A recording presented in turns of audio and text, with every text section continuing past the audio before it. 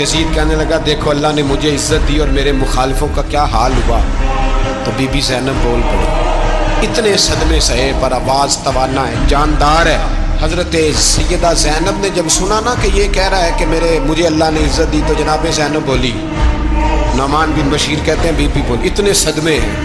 پر جناب زینب بولی اللہ اکبر، اس انداز میں بولی کہ پہلے قرآن مجید کی آیت پڑھی، کہنے لگی وَتُعِزُّ مَن تَشَاءُ وَتُذِلُّ مَن تَشَاءُ بِيَدِكَ الْخَيْرُ إِنَّكَ عَلَىٰ كُلِّ شَيْءٍ قَدِيرٌ۔ اور پھر کہنے لگی یزید تو بکتا ہے، کہتا ہے کہ تو عزت والا ہو گیا، یہ تیری حکومت ہے، 4 دن گزرنے دے، تجھ پہ کوئی لعنت بھی نہیں برسائے گا، اور میرے بھائی کا قیامت تک ممبروں میں اور خطبوں میں ذکر ہوا کرے گا، وقت گزرنے دے۔ جب جناب بی بی زینب بول رہی تھی تو حضور کے ایک نابینا صحابی پاس بیٹھے تھے، جناب نعمان بن بشیر کا ہاتھ ہلایا، ہلا کے کہنے لگے کیا علی آ گئے؟ تو علی کی آواز لگتی ہے، جبریل امی بول رہے ہوں جیسے،